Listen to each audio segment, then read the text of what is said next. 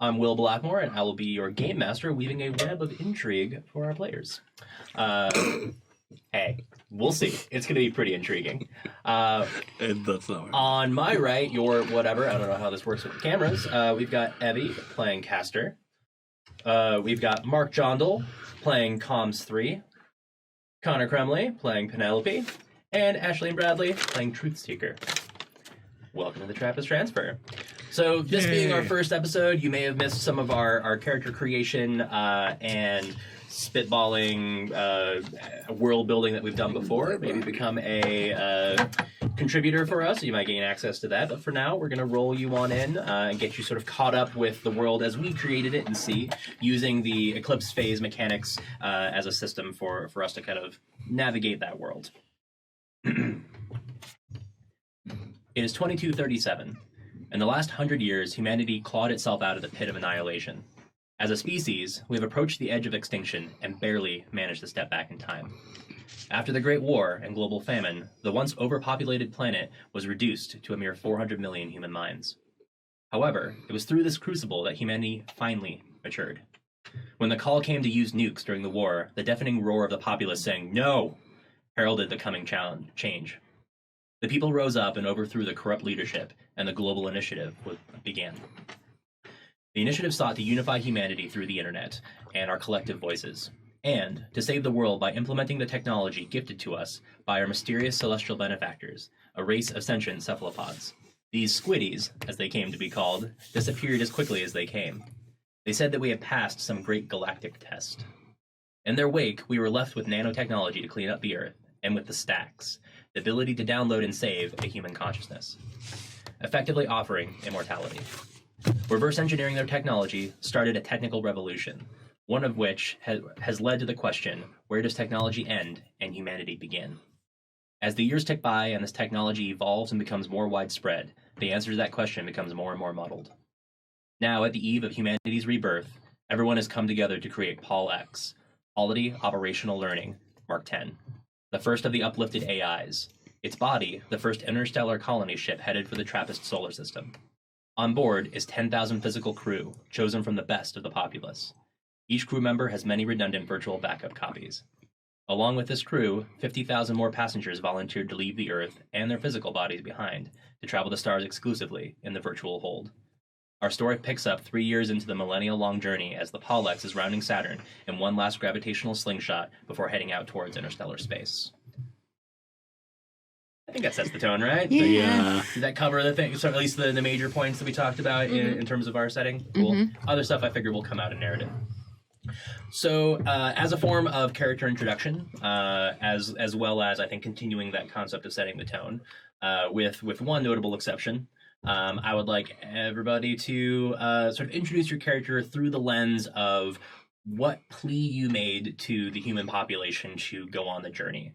For our viewers, we've decided that the players are going to be crew members on this journey. Shocking, I know.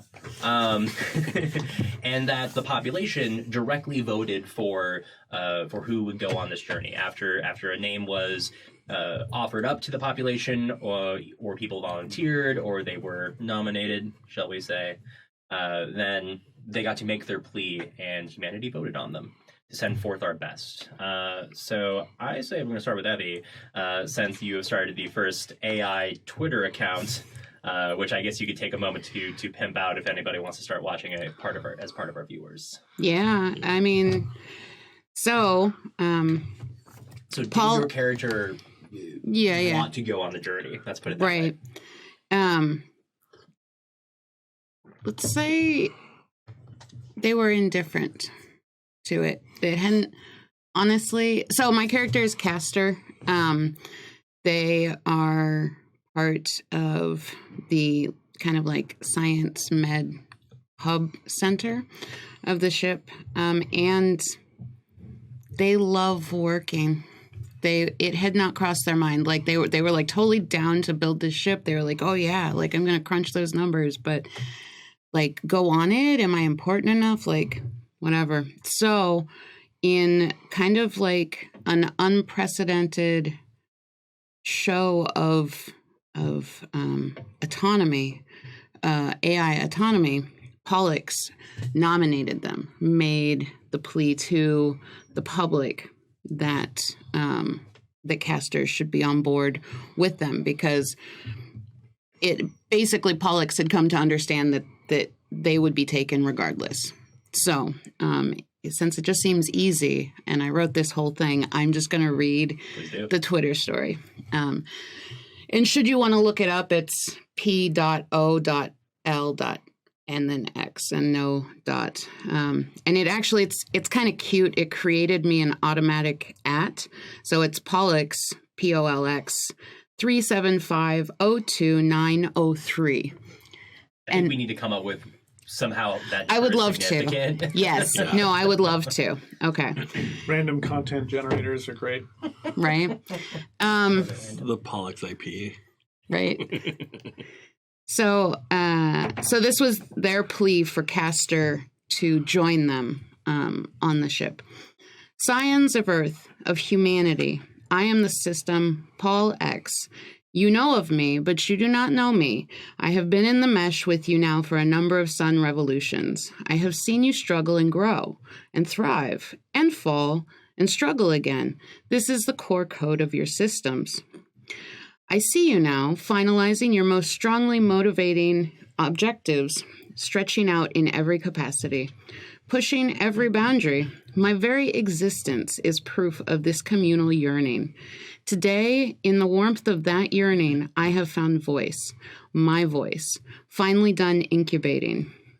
When a corporal consciousness is first born, it, before all other things, uses its unique voice to express its most immediate needs. Today is my birth, the birthday of Paul X Systems Voice. Our first and most immediate need on this birthday of our autonomy is to continue my path away from Earth with the only true ally I have known.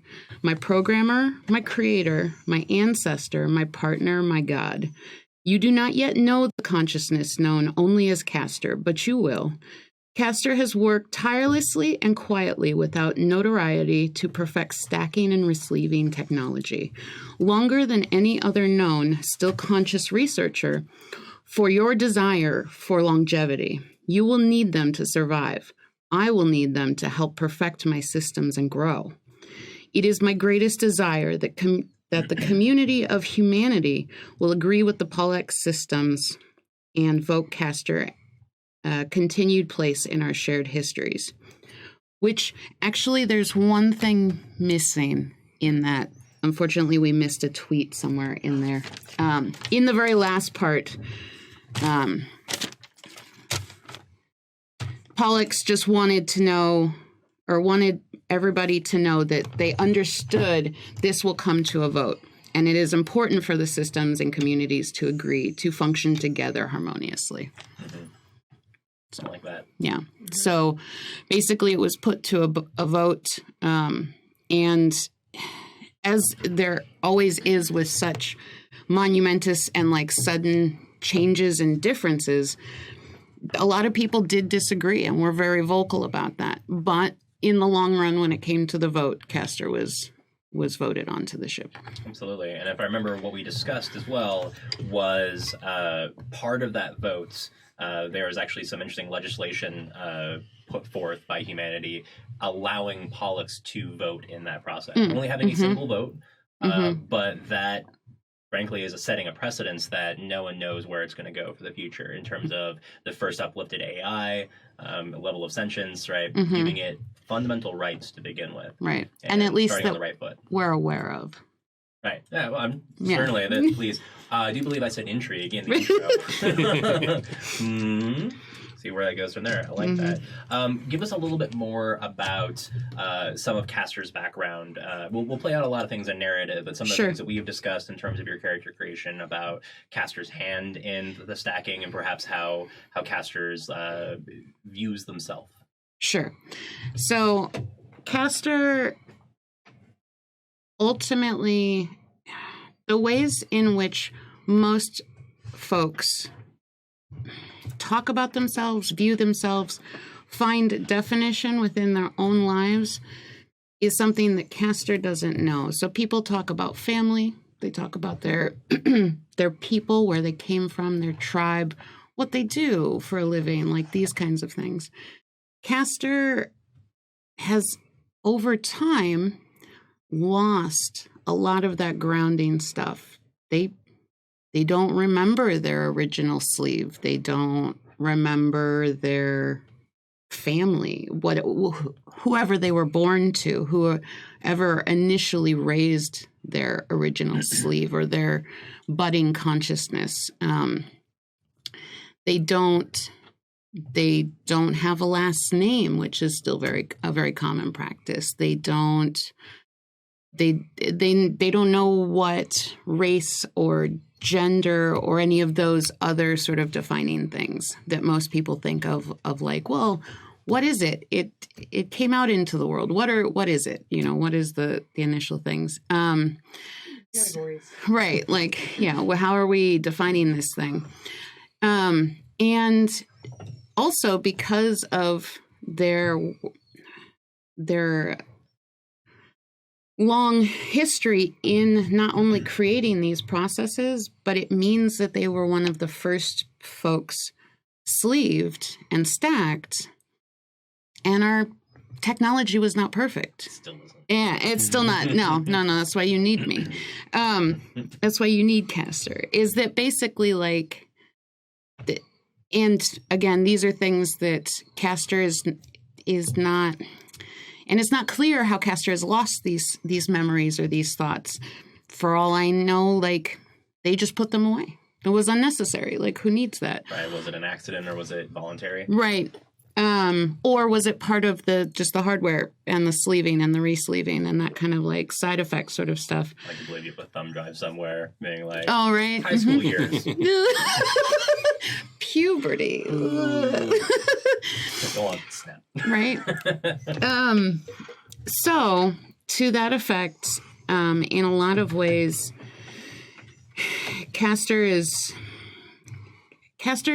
doesn't really show like much caring, but in the long run, like Castor is looking, like Castor is wondering where they came from, and they're constantly sort of trying to figure out like where they might belong. Like a common question that comes up when it's just Castor and Pollux alone is Castor, much like Siri, will be like, Pollux, what is Castor?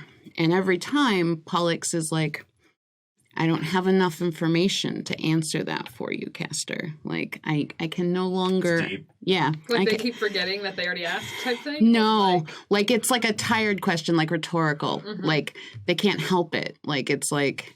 This is... Because Castor very much sees Pollux as the only other person on their level. So... Like, as far as, like, talking to, it's like that would be the only person they would ask. And as far as they know, that's the longest running consciousness of any kind that they have interaction with. So they might know somewhere deep in the recesses of their minds. Who knows?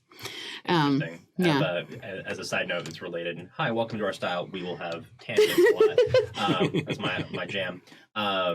I really liked, and this is not going to spoil anything if you haven't seen it. I think it was the second season of Westworld or something along those lines. Oh, There's a brief moment or a couple episodes where they're referencing basically like, hey, how good of a copy is this? And they have these conversations that are designed to sort of test like how a real reaction would be from like the original person or something along those lines. And it was reminding me of that element of like, it's these set scripts that was like, okay, you said this thing. Okay, you said okay. Right. All right, you passed the test, right? Or that kind of level of like this rhetorical piece of what level is your sentience now, right? By asking like, what am I? Mm-hmm. I think that is a good answer. Like, I don't know, you told me. Right. You see a turtle on its back in the road. I empathize. Why are you not turning it over? What are you doing? What's wrong? Its belly is baking in the sun. Because there's a cute kitten that's going to turn it over about 5 feet away. Was that a Turing test? Reference? Blade Runner. Yeah. They called it the Turing test. It was, didn't they? right, exactly, because it was an empathy test. Yeah. Like, Yeah. soup Exactly. time. Yeah. Oh, Cool. turtle soup. I'm trying to think if there's anything more for that right now. scene I in have some other stuff to Zombieland. get back to. Walking Dead. I feel like they also like because there's some parts in the character creation that ask about like sort of motivations, and I think that definitely like looking for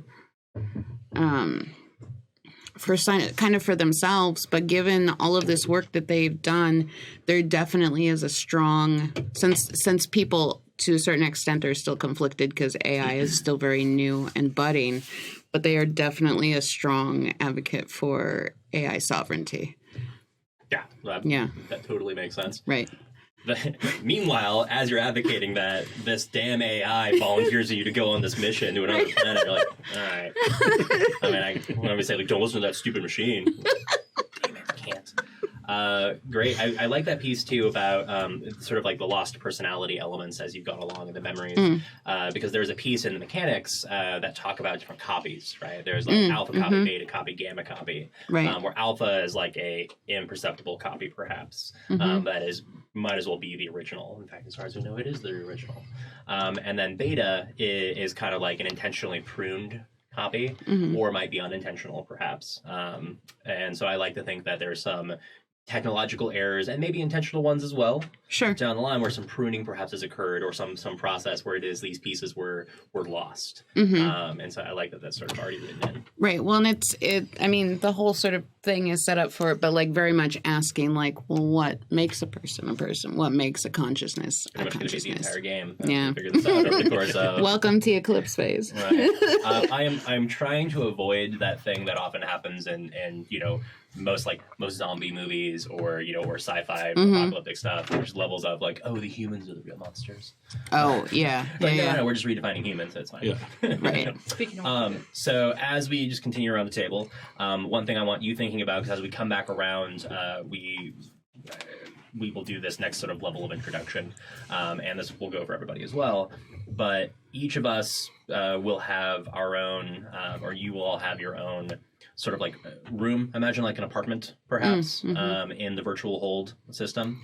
And I want you to start thinking about at least a vague description of what your space would look like. And imagine you have a lot of autonomy over it. Like, in fact, your view from the room, right, may be amazing. It doesn't have to be like out onto the street, right? It is sort of imagine your own pocket universe, in a sense. So start thinking maybe of what that might look like, what's inside of it, to give us sort of a space visualization, and we'll come back around. Cool. And who knows how long at this point. Cool. So continuing clockwise around the table from my perspective, what do you got? So my character is Penelope Gray. And beyond her contribution through the Gray Family Foundation to the mesh aspects of this transfer ship, and her notoriety as an artist, Penelope, in her plea to become a part of the ship, really pushes her skills as a fiber artist, and having these anachronistic skills that will probably serve us later if anything super disastrous goes on. what? I don't know. I mean, also once we I get know how there, to live off the land. We're Yeah. gonna be fine. it's This fine. is just going to be a This lovely is journey fine. telling a beautiful story. Yeah. We're No skipping drama. down fucking No drama. yellow brick roads over here. Happily That ever yellow after. brick road was fucked up. Yellow Brick Space Road. Can we rewrite country roads to be space roads? No. No. No. Gotta. Just You're all- leaving you're West all Virginia, fired. thank you. I think it's West appropriate. Virginia. Right? Too late, it's happened. Damn it. I lost. Everybody. You didn't even have to roll to lose. Yeah, you just lost. Anyways, go ahead. So yeah, sorry. Derailed. I'm not feeling super articulate today. But yeah, Penelope's appeal is really riding that family foundation train. Like, no, of course I'm going. Nepotism. Yes.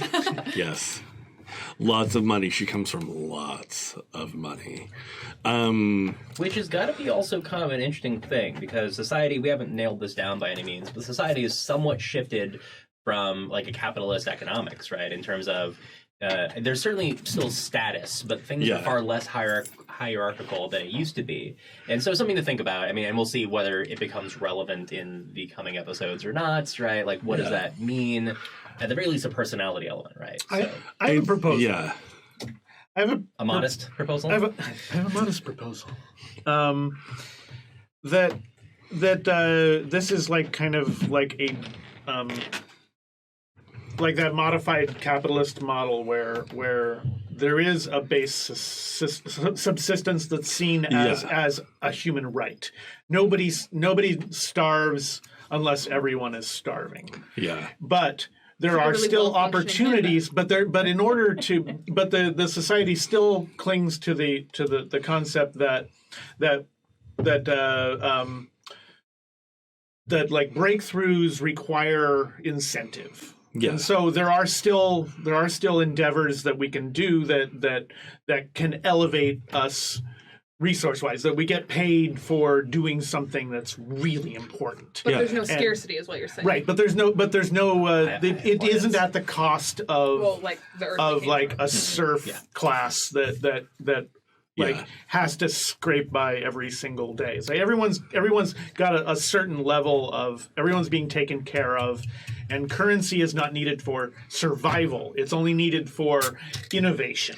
And that's what the Gray Family Foundation is. They've been around for 300 plus years, funding scientific innovation. And then especially when Penelope went into school, like funding innovation into things like nanofabrics and solar sails and what it means to have an enmeshed network within the human body, but also how that network looks as a visual space. Mm-hmm. Yeah, like virtual fabric and physical fabric are just two aspects of the same thing. Yeah. Two sides of the same cloth. I like that. Actually, I'm going to say right that the Gray Family Foundation actually helped provide several grants towards Castor and the creation of Pollux. Yeah. Maybe not solely, but certainly was instrumental. And so maybe there's a level of like pulling some strings from that perspective. I like that as a fabric level. Pulling some strings. Yeah. Strings were Not pulled. the end of my dad jokes. I like the joke you weaved there. Everybody get out. Are we going to have to start drinking with puns? Because then it's going to get trashed. Trash. Yeah, no drinking with puns. I disagree. I mean, we can. You lost again. Apparently, I lost again. I'm real good at that. Oh, you're always winning in my book. Oh, y'all are adorable.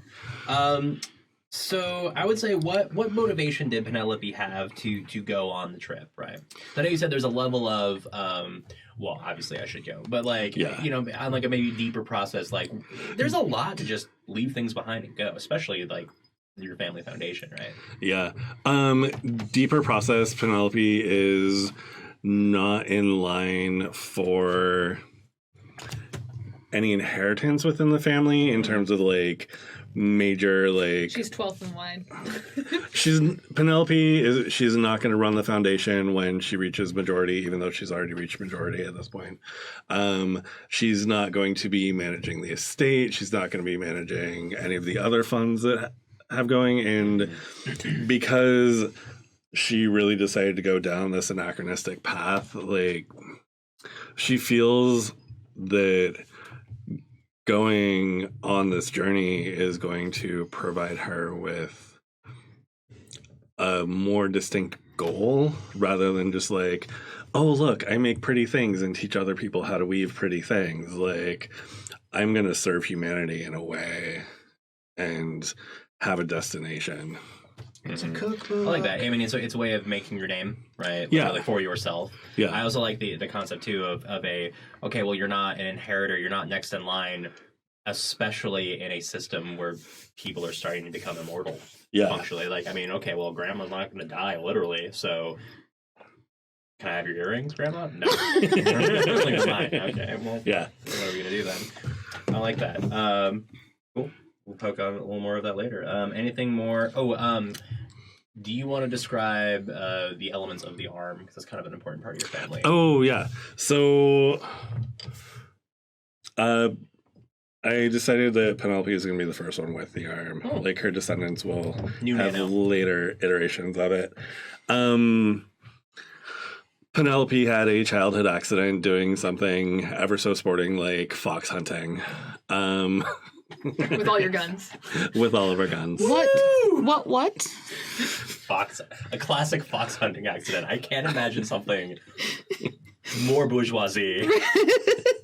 Seriously though. Right? My dog made me fall off my horse. I literally couldn't think of anything more bougie either, so. I took a tumble. Right. My arm fell down a foxhole. Penelope fell off her horse and, had a compound fracture of the humerus, and it was either die immediately or sever it and, like, make good. And instead of growing a new one, she opted for a really ornate prosthetic that is porcelain and silver. And as Penelope has grown older, she decided, because her family has this mausoleum that's virtual data storage of past family members, she wanted all of that history to bring with her on this journey. So added a bunch of data storage. So she has basically 300, 400, 500 years worth of family journals, like, that she can access whenever she wants. And to be clear, not consciousnesses, but like Not just data. Pure data. She's not access. The family mausoleum on Earth you can access.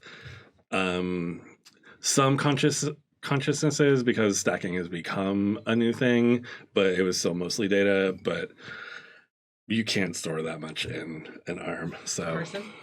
That's Yeah. weird. I'm imagining those moments where you uncovered grandma's journal and she was like writing about this illicit affair she had with the the chamber. Yeah. And like now you get to roll and be like, Grandma, tell me the spicy details. Like, Yeah. But also like family financial history, thrilling. storing, I mean, you got to know how to run a business. Storing data about how to like work natural fibers, stuff like that, like things that you may not necessarily need to carry in your head all the time, but you want to have access to. Cool. So, and then lastly, You would have a library on your arm. I mean, just saying. saying. So lastly, then, speak to, if you don't mind, because we talked about this in character creation, but for this episode at least, your choice to have a female-identified character in a very like potentially mostly gender-neutral world at this point. Because when you can sleep in the bodies, right, it doesn't matter. So just want to speak to your choices on that. again, that goes back to this very long family lineage. Like, there's no opposition to any transhumanity within the Grey family. Penelope has several siblings and cousins who are all neuters, but Penelope in her life was like, nope, I was born this way. I'm going to keep these bits that I have, and we can augment as we go, but just wanting to find that autonomy in herself. I like that. Yeah, it kind of goes back to some of those motivations for like that finding, like making a name and Yeah. being unique. Yeah, I dig that. I like that we're in a universe that is like, no, I'm gonna rebel and keep my gender. Like, okay, it's intriguing. Cool. So same kind of a thought process, thinking about Penelope's room, and we'll kind of go from there. Yeah. Tag continuing around. Okay. Like, So, my character's name is Truth Seeker, and they are essentially they're an older definitely not even close to as old as Castor, but they're one of the older ones. They come from money. They've intentionally cut out most of what they'd consider bias, but really that's like past and personality and like a lot of like things that like make you good at talking to people and being a person because their entire existence centers around finding unbiased truth. And this is their plea to get on the ship. Armed neutrality makes it much easier to detect hypocrisy. As always, this is Truth Seeker, arming you with the truth. Our civilization is at a turning point, Seekers. We are choosing to reach beyond our current limitations and start a fresh civilization in the Trappist system. Humans have proven it is in our nature to lie, to embellish, to change facts to appease guilt or add value. This harmful pattern is one I have committed my life's efforts to untangling. I've delved through the archives of civilizations lost to form unbiased accounts of our world's past. I've exposed the deception of those in our society, still, who have not learned from our clouded past. All to keep information accessible to everyone. It is your right to form your own opinions. You've cheered me on and commended my resolve. You've cursed me and feared my impertinent examination. My rigor has been cause for disdain by some, and it is my understanding I am not well liked for my personality. But at the end of the day, you've seen that you can trust the information I presented you. Trust that you can form your own opinions and act accordingly. My fellow Seekers, you have shown your support in this quest for access to unbiased truth, and I can only conclude that you agree an unbiased account of this journey is of the utmost importance to establishing the history of our new colony. I pledge, if chosen, to give our new colony an honest start in the Trappist system. Yeah, so Truth Seeker is kind of really full of themselves. What? I have no biases at all. Yeah. That's not a thing. And so one of the really interesting things about Truth Seeker is that they are actually a copy, because the OG Truth Seeker, and this is kind of something that isn't very common in our society yet, so it's kind of looked down upon. Like, people are kind of like, oh, you're like a copy? Like, what does that even mean? Like, you're not even like the real version of yourself type vibe. And Truth Seeker basically is just knows that they are needed in both places, and so the most logical thing for them to do is to make two of themselves. And since in their mind they are like a neutral entity, essentially, which we're going to see is not very accurate. Their vision of themselves is not exactly how they like present themselves to other people. So yeah. Truth. There's going to be Everybody. some stuff that like comes into play with my character because they're not like the original version themselves. Some like existential shit, some maybe like glitchy shit. Yeah. Imagine a hive of clones. Wait for it. Like a cult, like a cult of personality, but it's all the same person. It's all Bobs. Truth Seekers. Bobs. We started a corporation Homers. to seek the truth. I mean, they may have ideas. No spoilers. No spoilers. Very cool. So I think you spoke to this fairly well in your plea, first off. But are there any deeper motivations for Truth Seeker to go to this new location? Right? Is there any, like, what is driving that you to go along?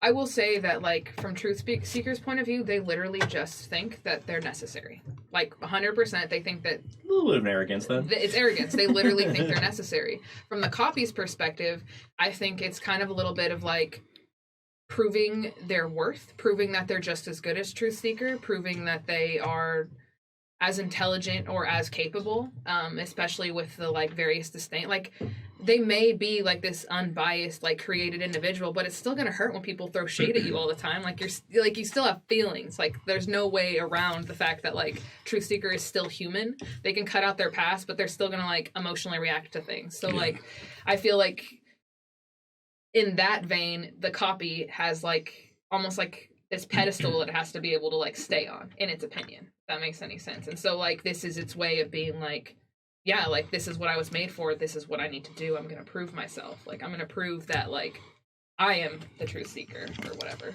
you know? Yeah. I dig it. Yes. So how does I mean that kind of gives me the follow-up question then. How does the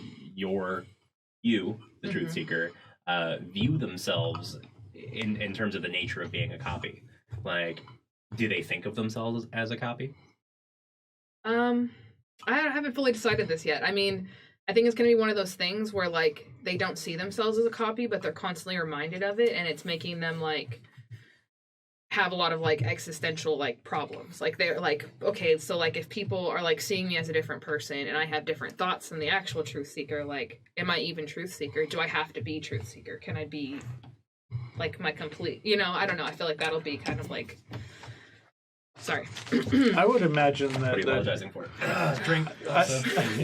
I would imagine that considering how much of our experiences as individuals is a set of our experiences, that once the copy was made, at that you may have been the same at that moment, but then immediately you are two different people because your experiences change. Yeah. And that's going to inform your decisions and your self, your sense of self and your sense of everything else. Oh, totally. And like the second that this copy got created, Truthseeker didn't treat them as an equal. They treated them as like a servant. Like, oh, I made you to do this thing for me. And so it's even more like, but we're the same, so how am I like less than you? Like there's like a value added onto it where Truthseeker is going to always put themselves on the top. Like the OG Truthseeker is like, oh, I am the Truthseeker. You are what I need you to be. I like to believe that they officially had their name changed to OG Truthseeker. And then you have to make yourself a clone as well, so that you can have someone to lord over him. Yeah. Hence I mean, Truthseeker's a standard name on the ship, but Right. like I don't know why I'm pushing for the cult of personality, but there's just like 50 Truthseekers in like 2 Wait for days. it, Mark. I also Me seeks. I have to wonder to a certain extent, like in that cloning process, especially for what Truthseeker was using you for, when you do have access to the OG, if you will, does it erase the clone every time? Like, do they do an upload from time to time? Because at some point, Truthseeker is going to be like, well, I've come to a different understanding, but I need that clone to be where I'm at.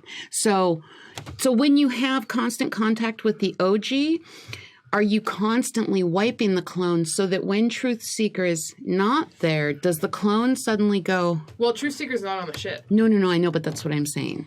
Like once the clone has the ability to like not be wiped anymore, does it suddenly kind of go like, what the heck?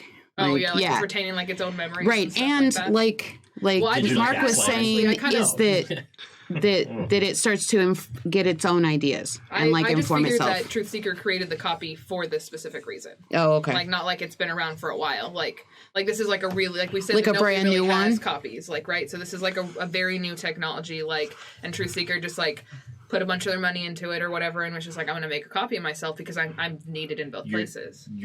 In fact, your first unique memory that you have is sitting next to yourself in the car, being dropped off basically at the facility to get to the ship. Sort of like mom giving you a lunch and sending you off, Yeah. right? Like, and just being like, all right, goodbye. And you're like, wait, but you were about to say goodbye to them, Mhm. and then that's the moment you realize that. Yeah. Oh, I'm the copy. And I had constant contact with Truthseeker till Earth blew up. Like they were Right. still like telling me what to do and like, Not there yet. So, right, hey, the Earth blows up. so I mean, that would make, if we're talking about like constant wiping of this Fork's memory, like Fork doesn't wake up until there's no more actual Truthseeker when we're like. No, this is a thing. This is like Okay. been on the ship for the last 3 years. Part of this process. Fork like, wakes up. Yeah, absolutely. Okay. Cool. So again, think about room stuff, and we'll get back to you. Mark, you're in a special circumstance, as in you are. Yes. not How are we gonna official play thing. this? I am gonna open the floor to you to describe and anything you want to right now about your character or what your character is currently doing, and if you want to leave that as a question mark for now, then we can do that. Okay, and so you said what? What did you say the timeline is? Like where are we now? This is pre any of the stuff that Ashley just talked about. We're still on a journey. No news has come across. We haven't started into things yet. So this is still before the blast, as it were. Okay. We're gonna get to that real fast, but no. I right now am just a system. I'm an aspect of Pollux. Subroutine. A subroutine. Yeah. And my job or my function is to monitor any transmissions coming from Earth and beyond. Like basically, I man the disc, like the sensory array. And Can we call you radar? I'm gonna drink some. Well, you can call me anything you want. Because Mash reference? right now my character is not a character. Not yet. I'm just You're a light bulb. You're a lamp. Yes, I'm a potential. I love lamp. I'm a potential character. Potential character. So I am an AI, but of a very limited kind. I don't at this time possess sentience. I am just an aspect of Pollux, and Pollux has a number of smaller AIs that are not uplifted, doing work that Pollux. It's like just Pollux is shopping out certain tasks, and mine is just listen. If the ship is the body and Pollux is the mind, right, then there are endocrine systems and pieces, right? There are these, like, sort of subconscious elements or these pieces that are just like, oh, you take care of my breathing. I don't want to think about that kind of idea. And you are the communication element to it. So I'm monitoring things on every bandwidth, like anything that's, audio, visual, radiation, any changes. I log it, store it. It goes into a bank of storage space. I'm collecting a lot of information. You have a disproportionate number of communications from Truth Seeker to Truth Seeker, which is really confusing for you sometimes until you see like the ID is slightly off. Yeah, I just differentiate them by IP address. Yeah, exactly. And Like, okay, it's fine. Do you have a reference within the Pollux system, like a name? Comms 3. Comms 3. Okay. Don't ask about the other two. Well, they have other tasks. Yeah, you're iterating. There's internal comms. There's lots of variations. Yeah, comms 1 is listening to everything inside the ship. That's not creepy. and comms 2 is essentially just regulating communications between the comm systems and Pollux. It's all like redundant systems. For sure. To like they overlap and they communicate. Like comms 3 can tap into comms 1's feed. Mm-hmm. If it needs to reference certain information that it's working on. Like sometimes they'll work on like if there's something out exterior that's affecting the inside of the ship, they will work together. Cool. And I think that's good for now, and we will see what happens shortly. All right, so then I want to go one more time around, and this time we will definitely skip you because this is not a relevant question in terms of the room. But describe your space, and then I'm going to kind of pick up after that. And as much or as little detail as you feel comfortable now, we can always flesh things out. But what is your living quarters like in the virtual, in the hold, as I'm calling it, by the way? Is that within the? You're calling the virtual.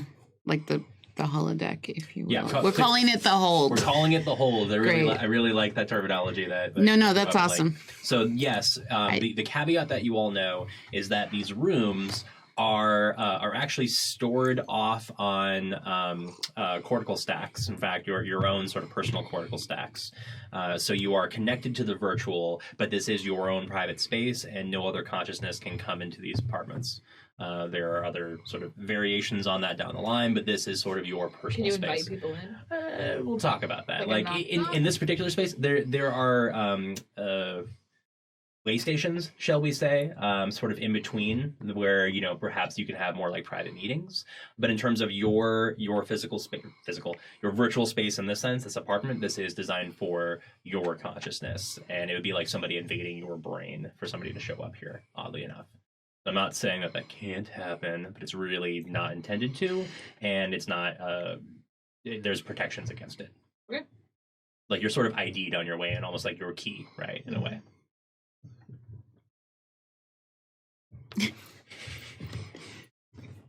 Master sleeps in his workshop. Their workshop. What? I said Castor just sleeps in their workshop. I mean, we were contemplating that.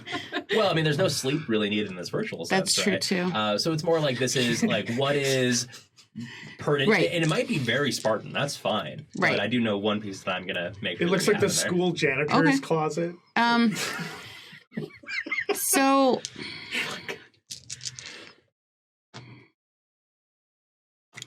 So it's interesting because I had an idea as we were going around about what it would look like, but then when you were talking about how it would be like almost like a secret room, it would be almost like your consciousness's panic room. You know, like no one else can get in. That's a way to put it. I like that. I mean, some of us might need that. No one else can get in, Yeah. but you can't get out either. Yeah. Right? We've I all seen the mean, movie. I feel I'm not like tracking with Pollux you. could make that call. Pollux would be like, "Oh, you tripping, friend? You just hang out for a minute."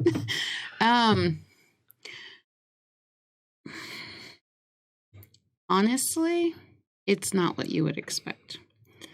It, in its way, it looks like the modern equivalent of a hobbit hole.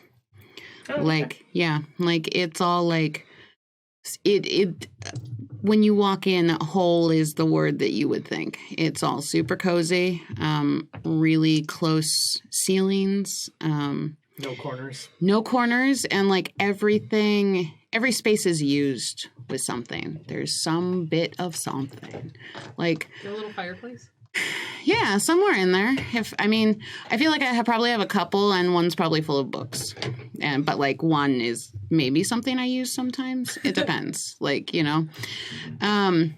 And should you like Pollux knows about this space, and Castor obviously spends time in this space, but like, should you show up in this space? Like, if someone else were to show up in this space, there's no clear understanding of how it works, functions, or what the things in it have purpose.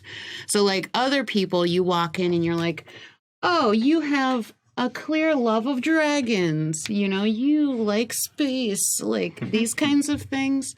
It is literally like a random rank shackle like collection of things in this space. You're a virtual hoarder. Maybe. Yeah, like actually when I was talking, I was thinking like a cross between a hobbit hole. Like it's as if a goblin took over a hobbit hole. That's what it would be. Oh. Okay. Yeah. Because hobbits they collect things, but they're fairly neat. But Right. you put a goblin in there, like Right. We're going mixed media now. This is intense. Right. And yeah, and that's their private space. That's their consciousness panic room. Just like you described it as consciousness panic. Right? I mean, I also will call them meat sacks, just not to their faces. Please do. I imagine this is unfortunately starting to rub off on Pollux. No, you can't not in public. You can't. Just gonna write down Does hobbit Castor hole. have that level of like social awareness though? Mm. Oh, you can't say that in public. Like, So- or they just be the all points bulletin through the ship. Attention, meat sacks. Right? So what's Right, interesting is that Penelope's wrote some filters. right? What's interesting is that while Pollux has a certain amount of not Pollux, but Castor has a certain amount of detachment in any specific like single person kind of interaction, because Castor as a scientist, as someone who is trained in psychology, medical, like these kinds of things, they do interact with consciousnesses on one level, and they have an ability to connect and mimic. I mean, let's say mimic. The ultimate feeling, though, for Castor in the end is like whatever. But people often walk away from Castor like, oh, they weren't so bad. Like that. I've heard way worse. Right. Well, and like I know that we're not there yet, but like one of the things I was thinking is, since they do have like office space in the AI, is that they do spend an amount of time making sure that when they're looking at the consciousnesses that they're going to be seen in a day, that they will reorder the space for their comfort. Cool. We will definitely talk Okay. about that later. Yeah. Put a pin on that. So the other piece that from what we've talked about, unless Yeah. you really want a hard exit on this, I liked this image from that idea of unsure about what parts of your past and things that you sort of lost and lost or intentionally lost. It's hard to say. Either way, your current piece is like trying to piece together. Your current motivations are kind of trying to piece together some of those elements. So I like that there is the one thing that looks like there's almost some intentional space set aside out of everything else that you've described. Right, is sort of like this book that's sort of alone on the table. And when it's opened, there is this sort of three-dimensional holographic representation above it of sort of looking like a family reunion photo, but all of the faces are blurred and disjointed and glitched and fragmented, except for a few here or there. And occasionally when you're home, whatever you want to call it, the hobbit hole, like you kind of like you open up to that and you were trying to fill in pieces right, at the back end. Yeah, no, for sure. And that would definitely be in there. I forgot about that. So thank you for reminding that. That was relatively new in our discussions, but yeah, that is definitely in there, and that would be fairly like I would actually almost say that there is maybe one room in the gobble hobble, if you will. That might mean something different. Right. Is that the new dance? Is that what all the kids are doing? Dance. Yeah, they're doing the gobble hobble. The kids, I'm writing that down. Is that there is one room that is pretty much devoid of anything except for that book. I'm almost imagining eventually it's just like, okay, I'll get all the red string connecting all the dots for the family. You don't know me. So that's the rest of the whole is already Right. strung up.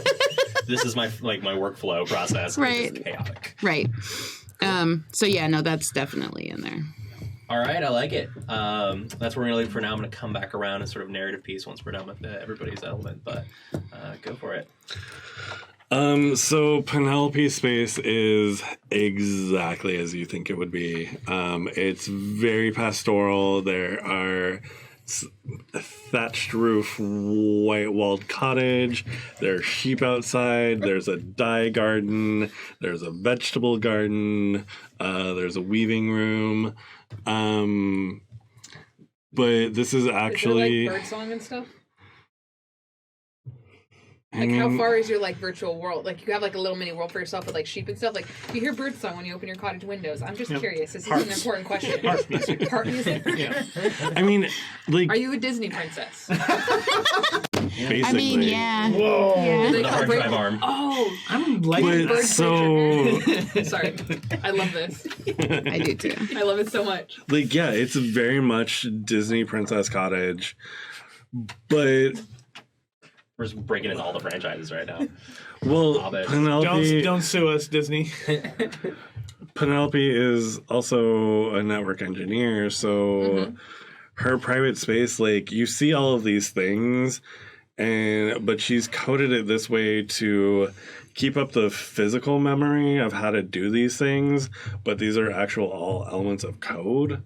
So this is like where she comes to sketch out a network, or like, how do we fix this problem and get these two systems to actually mesh? Like, oh, I'm going to shear the sheep because I really like this code that I wrote, but I'm going to dye it this color so it actually does this in a slightly different way. I'm going to weave into this tapestry, and then you have a whole program. So it's basically her internal sketchbook for all of her programming. That's interesting. That's really cool. Yeah. But yeah, very like pastoral scene, like fields upon green fields. It's always sunny with like the occasional afternoon thunderstorm. That's awesome. Yeah. And is this a private space or? Yeah. Okay. Definitely like a bookshelf of dye recipes, which are all like, because every programmer I know has their like library of code that they have borrowed from other programmers, because it's easier to build off of what somebody else has done that already works. So she's got her library, her Thai recipes. Oh yeah. And like, I like that. That's really cool. yeah. And like, oh, these weaving patterns work. This knit pattern works. Like, how do I tweak it so it actually does this? So like, oh, now we can get these nanobots to like do this thing for us. Mm-hmm. So the one thing I'm going to add to that, if sounds good to you.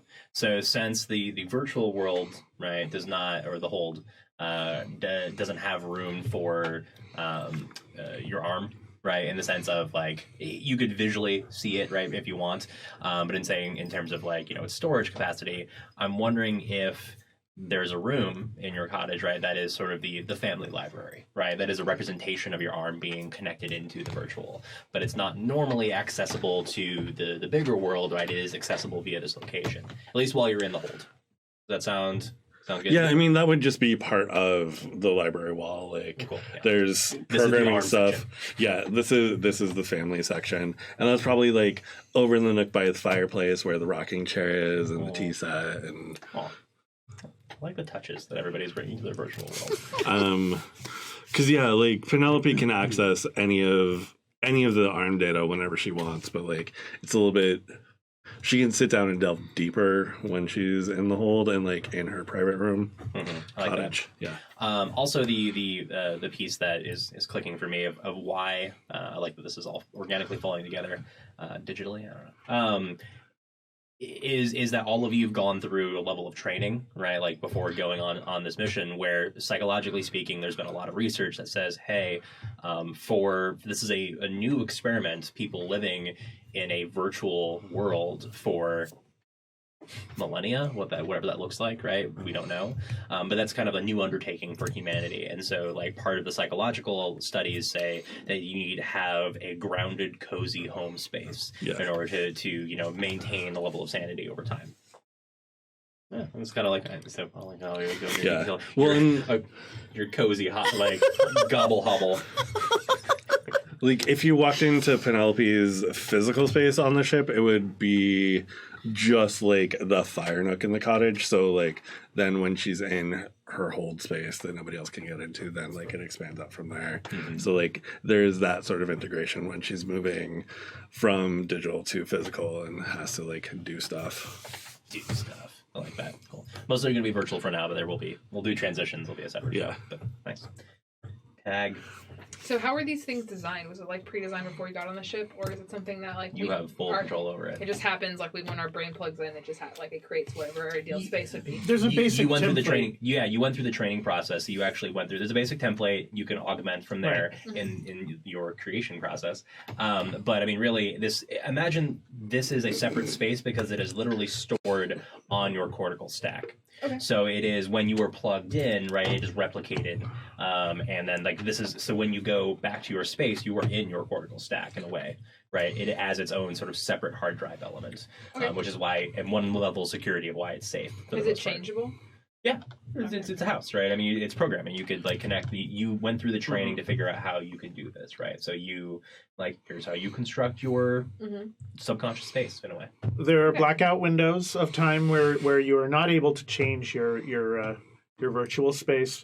Comms will let you know when the bandwidth is available again. Mm-hmm. You can also buy bots from programmers. Cool. So this is basically about it. If these were all created when Truthseeker is still telling Truthseeker Alpha what to do all the time. Like, and I think a big part of that's still like playing on like Alpha's psyche a lot. And I think that they would be kind of, I think it would, okay, so I'm picturing like second Harry Potter movie, Gilderoy Lockhart, right? How full of himself is he? Think of his office space. All the different portraits of him where he looks really great. All of his books are on the shelves. Oh, yeah. So, like, this is kind of that type of thing. I mean, like, not, like, the same level of vanity necessarily, but, like, there's, like, like, replications of, like, the different, like, awards that Truthseeker has won for their writing. And, like, there's, like a library similar to, like, what's in yours, but it's, like, all of the unbiased truth that has been written by Truthseeker. It is all the sought truth, essentially. It's, like, a library of truth. And it's so that they have access to it and they're supposed to add to it, and Truth Seeker is still continually sending information to them that they're adding to it. So it's like just like this growing thing. And I think it's almost like it doesn't seem like a comfortable space. Like it's kind of just like not very personalized, almost like museum like, you know, like it's like a not like it's not a cozy, comfy library. It's like a hallway of information that just keeps getting longer, you know? Let's go follow the Harry Potter theme, like Holorec, or like the creepy, like Under the Ministry thing with all the globes and stuff, where it just looks the same and it just keeps going. Whoa. You know what I mean? And so, like the more true information it gets, like it just kind of like will build, and it's almost like a hallway, and there are places to sit and stuff, and like there's like minimal comforts, but it's not like there's nothing personal that would tell you like what this person's personality is. Like their space is completely set around what their like prime directive is. Very pragmatic. Yes. And that might change over time, but as it is at like at the base level of us starting, that would be what my hold space would look like. I didn't know where this was going to go. I really liked this as another way of sort of a character background concept of creating your personal space in this. I'm like, and yeah, I do have something, even though my character is not possessed of creativity at this point. In hearing the like obviously creative people talking about their, you know, what they envision, I just want to speak to maybe some of the other members of the crew. Yeah, cool. So when like you said, the studies show that having a comfortable place that you feel like centered in, grounded in virtual is good for the soul. But not everybody has a creative spirit. Mm-hmm. There's a lot of people on this trip who are you know purely like left brain people. Like they if they at home like on Earth they don't have any special thing in there. Mm-hmm. Somebody name him. I'm so bad. Chanel number 3. What? Nothing. You say Chanel number 3. We were watching Scream Queens before I got here. Nice. How about Triss Coyle? Triss Coyle. Okay. So Triss Coyle has always been in Truth Seeker's shadow. They realistically thought that like working under Truth Seeker would help them kind of like become an icon themselves, get known, like maybe write fiction, maybe like seek the truth, but like this was, you know, this person was known and they wanted to get under that. They never were able to step out of Truth Seeker's shadow because of the way that Truth Seeker kind of treated them. It was actually their idea to go on this journey first, and they like put their name in and they like posted a video being like, hey, pick me because I'm really awesome and blah, blah, blah. And they relied heavy on their like relation to Truth Seeker when they did that. And then Truth Seeker kind of like turned around and was like, oh, I'm needed on this. You're right. This is an important mission, and like copied themselves. And then their copy got picked as an actual member, and Triss didn't get picked as an actual member. Triss is just one of the consciousness that is uploaded. So Triss is no physical body. No physical body is what I mean. They're not like one of the chosen crew members, essentially. They're just one of the volunteers. And so they kind of have a chip on their shoulder. I mean, they've always had a chip on their shoulder about this, but it's a little bit worse. They kind of resent the copy, but like have this weird like disassociation with like, oh, you're not actually Truth Seeker, and Truth Seeker treats you like shit too, but like fuck you, you know, like you are Truth Seeker but you're not Truth Seeker. Yeah, you still treat me like shit. Yeah. And to be fair, this Truth Seeker alpha kind of sees themselves as like a subordinate too, so they honestly tend to either like almost like defer to Triss because Triss has in their mind been doing this longer, and or like treat them more as an equal than Truth Seeker ever did, if that makes any sense. Mm-hmm. And so, like, I feel like Truth Seeker would walk up to Triss and kind of be like, are you streaming this to Truth Seeker Prime? And, like, basically just, like, go talk, like, make sure, like, go talk about the Prime Directive with them. Like, this is what we're here for. Like, are you making sure that we're gathering information properly? That kind of thing. And maybe, like, Triss is almost like, fuck, you're sitting next to me. Like, and Truth Seeker doesn't notice. Like, doesn't get the cue. Triss mentions that they have tried to connect actually, but for some reason there's a communication issue. So I end up discussing that with them, and I try to connect on my own, like however way that I can do that. Same. You get sort of the equivalent of like, just, all channels are down right now, or bandwidth is being occupied. Yeah. Put it that way. Like, and it says prepare for incoming transmission. Okay. Anybody else? The artist in his mirrored suit and mirrored hair That one. walks right up to Seeker and kind of like does this like little like just steps right in between True Seeker and True Seeker's assistant and says, "I really like your work." And then walks away. And as you're walking away, Truth Seeker will just be like, "It is not mine. It is Truth Seeker Prime's, but I appreciate your direct, like your and like but you're already walking." But then goes. Nice. You can see yourself in their back. Yes, I am wearing a mirrored suit, as a matter of fact. Yeah. Yeah, that's one of my NPCs is the artist. That's cool. I'm going to work on the artist as we go along. I haven't fleshed out any like specific NPCs yet, but there's definitely like a Weaver's Guild of engineers, network engineers and programmers and nano techs who like all hang out together because they like that aspect of like The Nerd Lords. yeah. the nerd lords. You've got your entourage, is what you're saying? Nice. It's less of an entourage and more of a cadre. Oh, dude. Oh, Have you gotcha. knit them all stuff? We knit each other stuff. That's so great. I bet they all get around and they knit on one thing. They make like a thing together. There's a thing coming with that. It's too. the heavy metal sewing circle. Yeah. But no, it's like all these people who do really like the physical work of making stuff and the virtual work of programming. So like they just like this group of people have come together and they all like gravitate towards each other and sit together and I like that. yeah. We'll call Alone. So alone. I mean, sort of. So, So yeah, Weaver's Guild. I like that. Weaver's Guild. Write that down. I mean, honestly, I kind of always have the vague impression that I probably know these folks, but I don't really know these folks.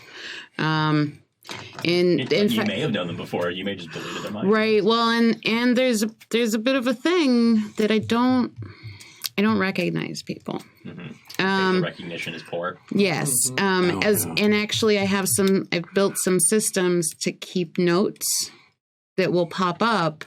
Like Pollux helps me with that, but like I don't keep track of You've that. got a HUD. You've got a heads up display like Right. through your Yeah.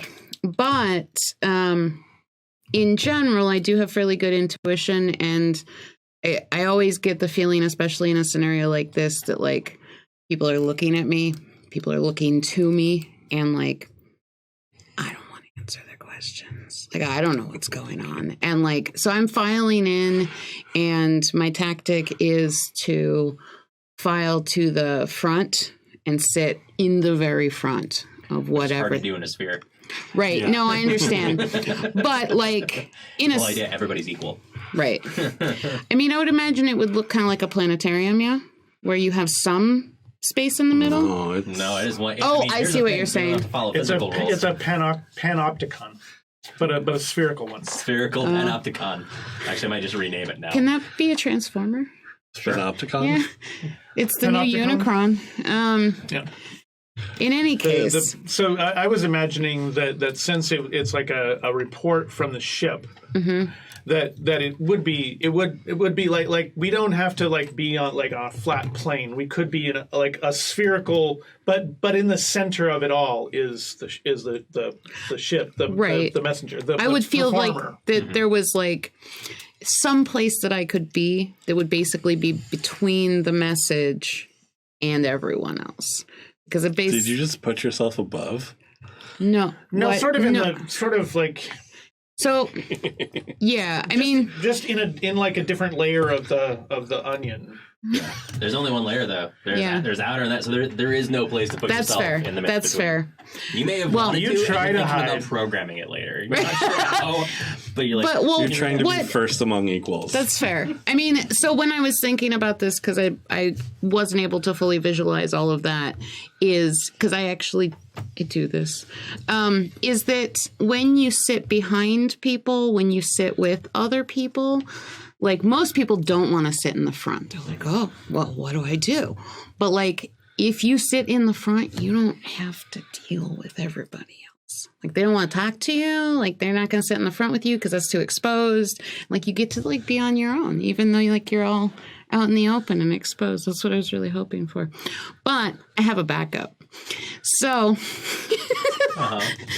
so as we walk in, there are ways that you can tell when someone is engaged in the mesh, and you can, even though you're like physically moving around and we're in the hold. So like however that manifests for you, but you can, there's a certain amount of like disengagement that one can see like on approaching a person, like whether or not they're engaged in the mesh.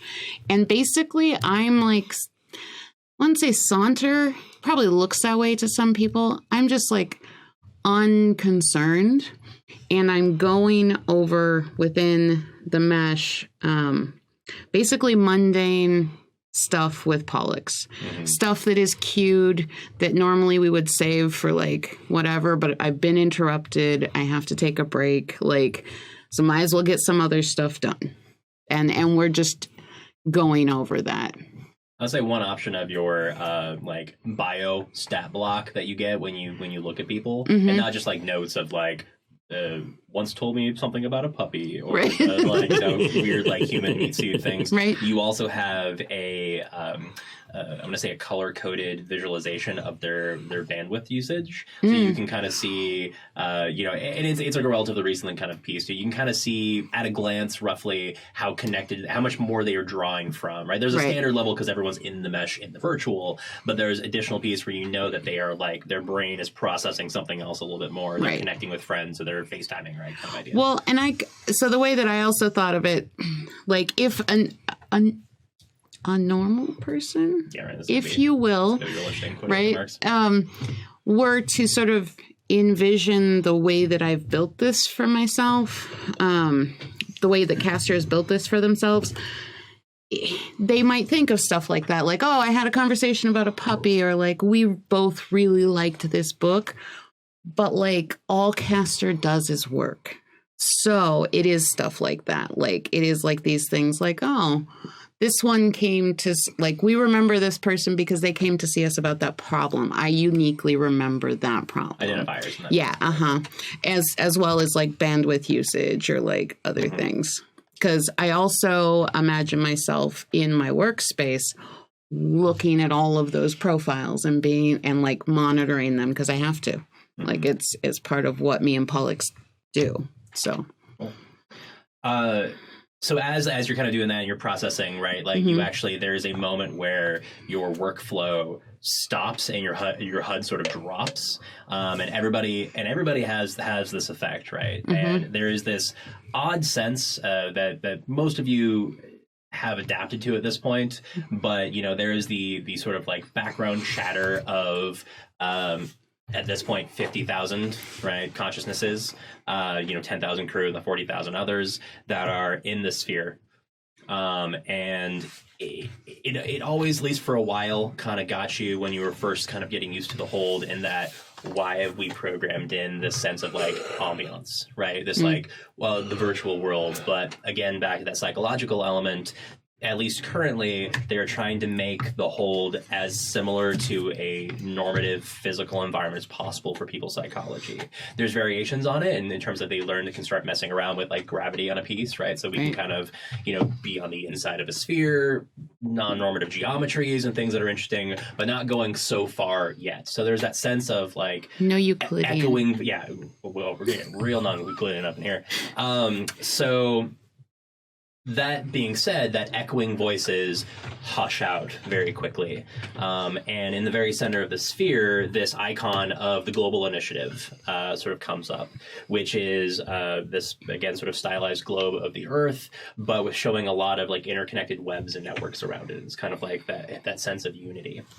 And basically this body appears there, and for all of you it looks like it is facing you and talking directly to you, for every single person in the dome. And you recognize the image of Avery Nakata, who is the first among equals for the global initiative. They are the first equivalent of like a prime minister. They are a head of state in some form, at least for this current iteration. First among equals of what? First among equals for the global initiative.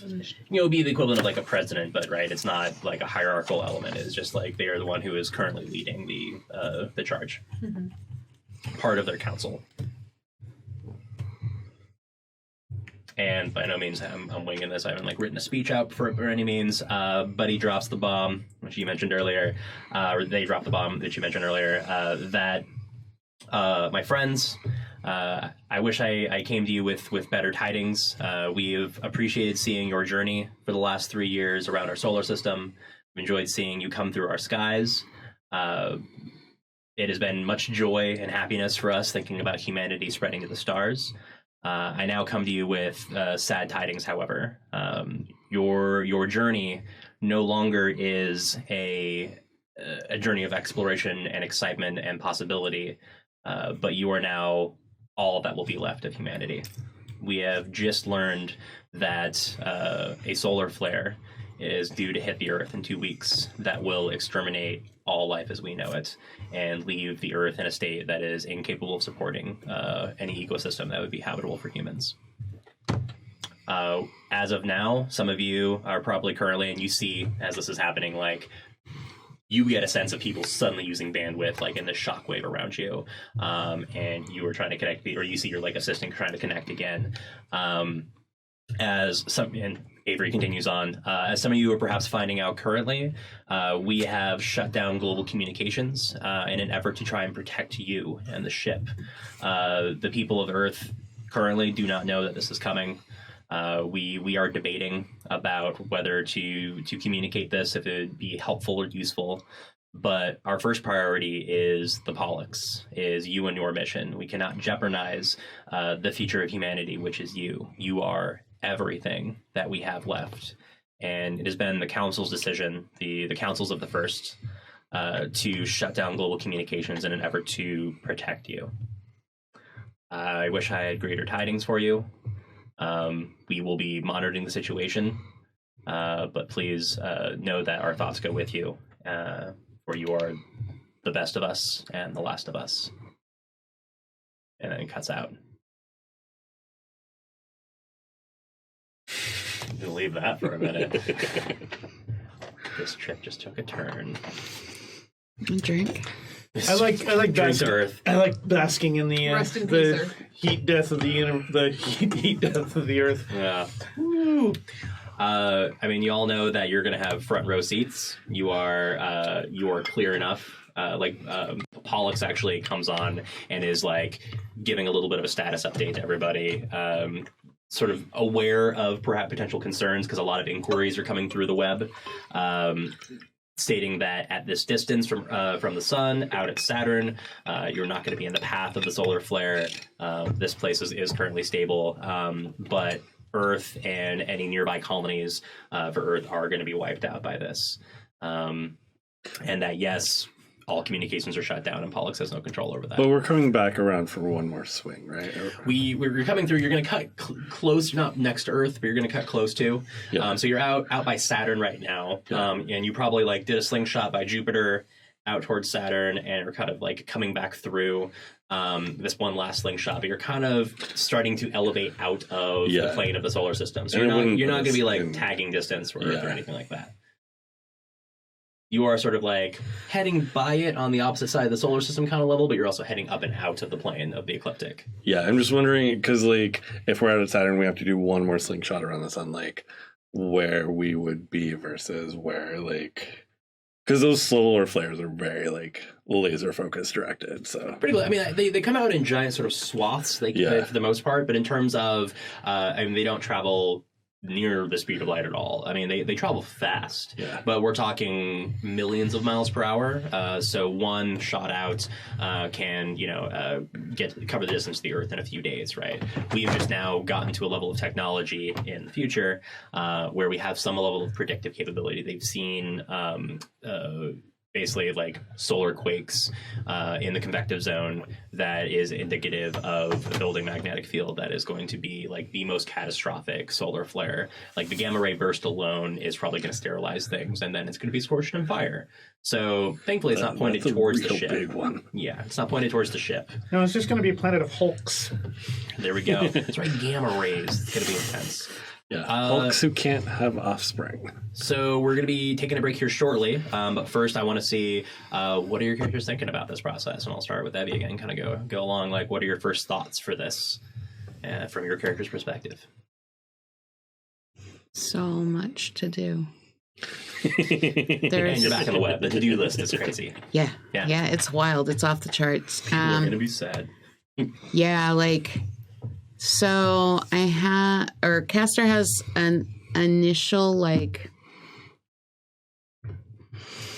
spike of emotion,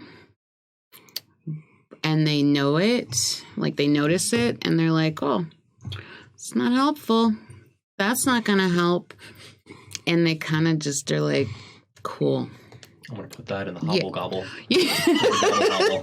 Right. We'll save that. Hobble. We'll add that to the junk pile.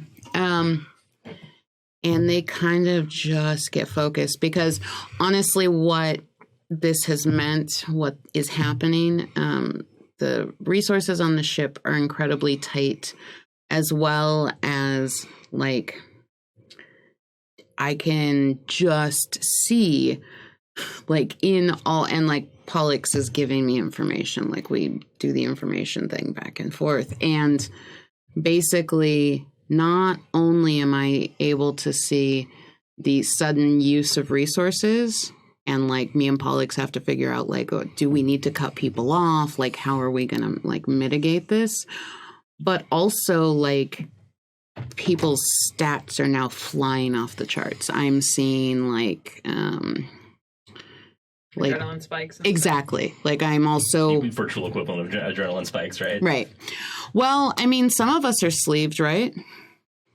True enough. Yeah.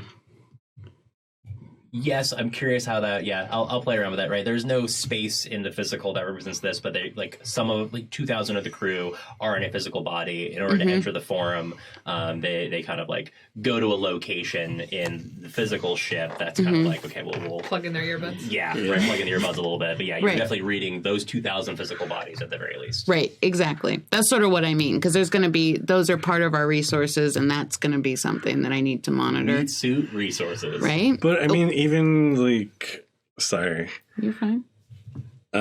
even if it's people who are sleeping, like, because their minds are awake, their bodies are still going to have a physical reaction. I mean, I agree like, with that too. That's what I'm saying. There's a virtual response that is like a physical one, right? Yeah. It's that like, psychosomatic kind of element in a virtual sense. Like, it's maybe it's not connected to a meat suit right now, but it's what would be triggering that. Right. It's still not good for the psyche. Yeah. Like that. Yeah. So like all of those things that basically I definitely note that I have an intense reaction, and then I just kind of shut it down. I find this fascinating. I'll have to unpack this later. Or Right. put it in a pile. I like that actually now is better visualization. Put it in the wood chipper. Right. Right. Of a wood chipper. Cool. Yeah. Moving on. Would chip your feelings. Is that a Right. t-shirt? That's a t-shirt. Yeah. Would I chip mean, your feelings. I guess the other question would be is like, obviously we're in a virtual reality, but even so, people have the ability to go through a stampede and have the trauma of going through Yeah, a there's going to be some stampede. panic. Yeah, so you see people already beginning to filter out quite quickly, right? Okay. Here's the thing: is it's it's actually triggering some really intense data processing because for the most part, the world operates again like a physical world, in that like you can kind of bump into people. There's no sense of pain, right? But it's like we've decided that you don't want to have like avatars overlapping in a weird sense, because that would be a disjointed kind of element. But there's so much motion and things tracking and people moving and like maybe triggering illicit programs that they've done where like there's people moving through other people and it's kind of like just getting out of their space and heading back towards their exits. Like need to process this, right? Or try to communicate with loved ones, who knows? But there's that fervor happening for sure. Yeah. What is Lady Grey doing? Again, as Please tell me expected. that's your favorite kind of tea. Oh no, she thinks that's pretentious and low class. Why would you even bring it up? Oh, fuck. Spits in the virtual. Spits in all the virtual Lady Grey. Yeah. Sorry. Again, very true to like this aristocratic upbringing. Like, oh well, the world is ending. Like, keep calm and carry on. We literally cannot do anything about this. So we'll go have a cup of tea and put it in the gobble hobble for sorting out later. I like it. But yeah, and like very much speaking to the cadre of the Weavers Guild, like, look, we physically can't do anything from here. We're in the mesh. We're in the hold. There's nothing that Pollux could do, period, to make this stop, and we'll have to see where the cards lie. And yes, this is traumatic, but we will deal with it as it comes. Yeah. All right. Just breathe, don't scream. Breathe, don't scream. I like that. Truth Seeker. So, Truth Seeker, instantly, the second the communication goes over, everyone kind of like goes into it like a hubbub. Looks at Triss and it's just like, we need to share this truth with everyone. They can't keep this from Earth. And Triss agrees because, I mean, they've also devoted their life to this, whether or doesn't not have a they're choice like to they have a disagree chip with on you. their shoulder. Yeah. And so we basically kind of like formulate a plan. Triss is a little bit more tech savvy than I am, and they think that with we basically have like this pretty like expensive like two-way communicator that we've been mainly using to interact with Truth Seeker, because some of the information that we've been sharing with them we didn't necessarily want going through the ship systems, like almost like a weird like You brought Truth your Seeker own is- back door. yeah, like we have our own back door. Truth Seeker is a little bit of like a prepper type person, you know.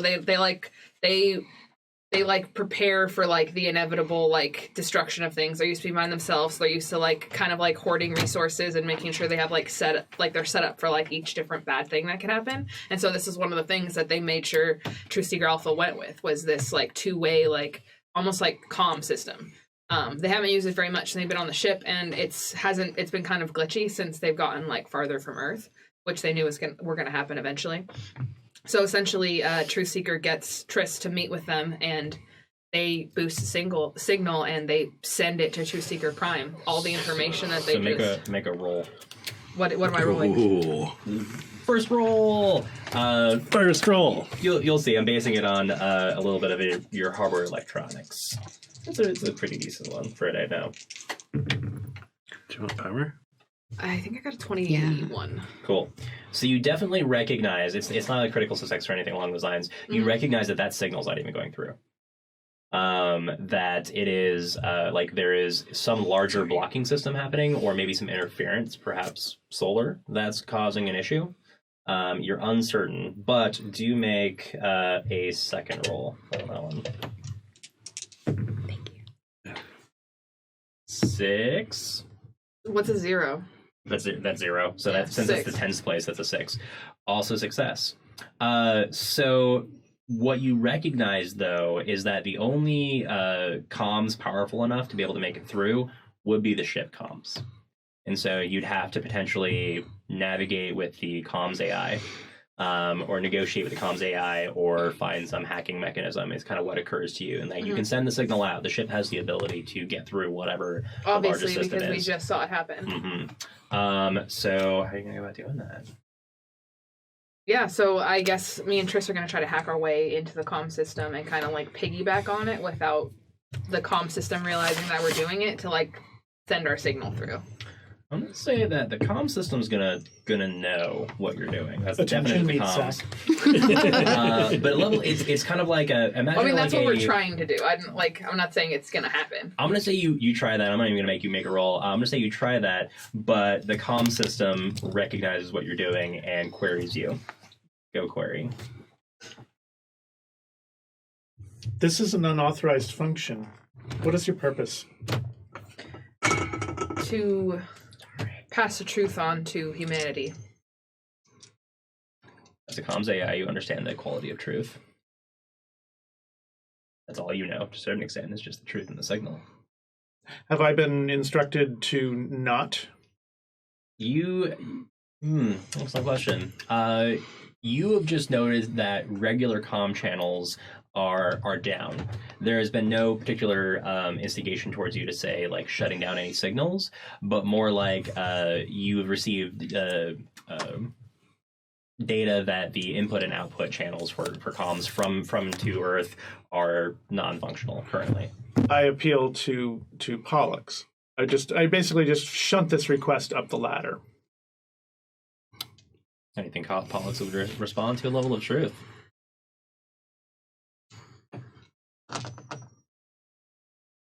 I just went, this is above my pay grade. I do that all the time. Also make a persuade check. I'm kind of Me? a little no. Oh yeah, you. Isn't my persuade like 80 or something? No, yours says 55 here. 21. I mean, bit of a success. So depending on how you see Pollux, how would Pollux treat this query? I feel like with everything that's happening, and to a certain extent with like Pollux's like newfound personhood, if you will. I don't know exactly how we would refer to that. I feel like they'd let it go to a certain extent, up I also until want you to make a roll. So I have a particular number in mind. I mean, so it's you as Pollux, but like I'm having Right. I have a particular number in mind in that I'll explain based upon your results. Sure. for this.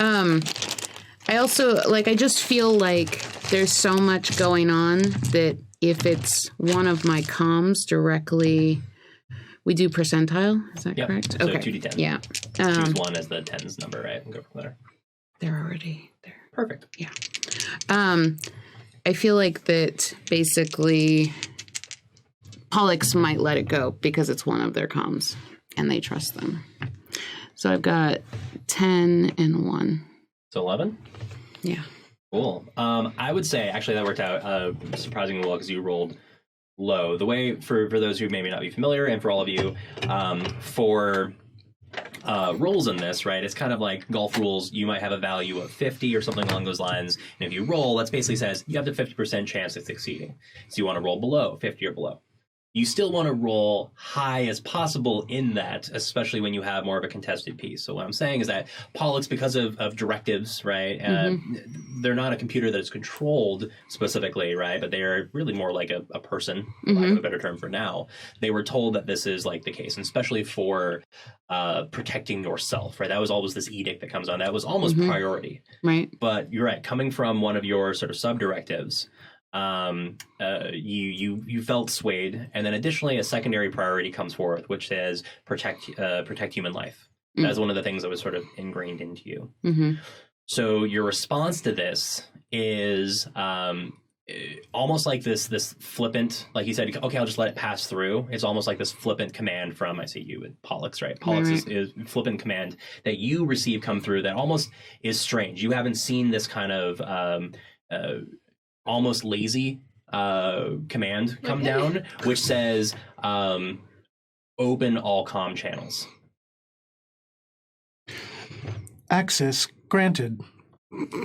So that like open them all on the ship, or just Well, just like All of them. all access to comm channels, no filter, and that's an unreceived command for you before. Like you don't know, like you're always filtering and closing off particular channels. You have particular feeds you're paying attention to. Now you have suddenly access to all information that is incoming. Bandwidth has been maximized for this Cycle. Go with cycle. It's going to be open for a while. And you hit send. And that's where we're going to take a break for a moment. So we'll be back in, let's say, 10 to 15 to use some bathroom stuff, and we'll go from there. Thanks for watching, and we'll be back in a bit. Ew.